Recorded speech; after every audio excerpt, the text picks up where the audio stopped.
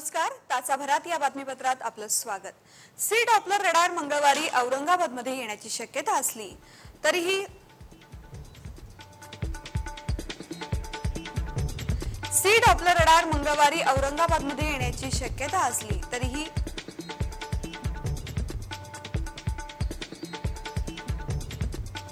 विमानतळातल्या रडारच्या आधारे आजपासूनच कृत्रिम पावसाचा प्रयोग राबवला जाणार आहे। दरम्यान अशा पावसासाठी उद्यापासून हवामानही अनुकूल राहणार असल्याचा वेधशाळेचा अंदाज आहे। कृत्रिम पावसासाठी विमानतळातील रडारच्या माध्यमातून माहिती आणि अंदाज घेतात हा प्रयोग होणार आहे। याबाबत शेतकऱ्यांमध्ये कमालीची उत्सुकता आहे। दरम्यान नाशिकच्या यासगावमध्ये सध्या कृत्रिम पावसाचा प्रयोग सुरू आहे। 2 रॉकेट्स मधून रडारवर मारा करण्यात आला असून तिसऱ्या रॉकेटचा प्रयोग सुरू आहे। सुमारे पाऊण तास पाऊस पडण्याचा अंदाज वर्तवण्यात येतोय।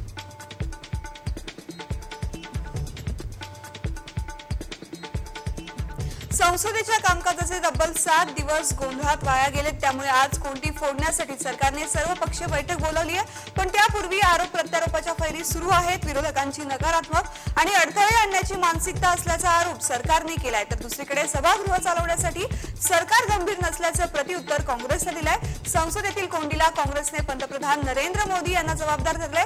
तर आजच्या बैठकीत या कोंडीवर तोडगा निघेल असा विश्वास संसदीय कामकाज मंत्री व्यंकय्या नायडू यांनी व्यक्त केलाय।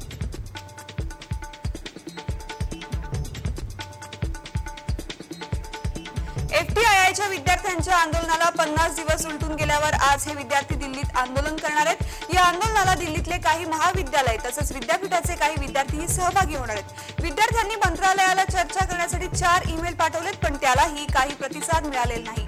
परिणामी विद्यार्थ्यांनी दिल्लीत जाऊन आंदोलन करण्याचा निर्णय घेतला।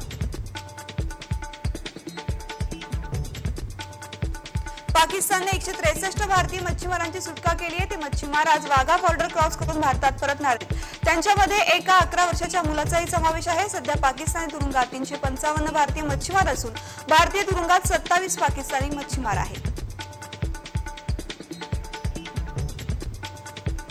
मणिपूरमध्ये म्यानमारच्या सीमेवर झालेल्या चंडेल जिल्ह्यातील सौपी भागात मुसळधार पावसामुळे झालेल्या भूस्खलनाने अख्खं गावच गाडलं गेलं। या दुर्घटनेमध्ये 20हून जास्त जण ठार झालेत। मृतांचा आकडा आणखी वाढण्याची शक्यता आहे। खेंगजाळ ब्लॉकमधील जोमेर हे गाव जमिनीच्या उदरात गडप झालंय।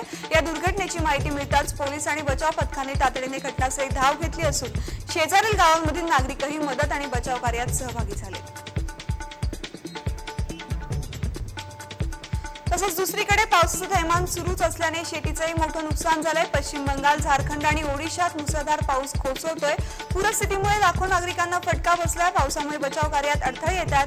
पावसामुळे काही ठिकाणची सार्वजनिक वाहतूकही ठप्प झाली आहे। ओडिशात अनेक गावं पाण्याखाली गेली आहेत। अनेक नद्यांनी धोक्याची पातळी ओलांडली आहे। कोमेन चक्रीवादळामुळे जनजीवन पूर्णपणे विस्कळीत झालंय।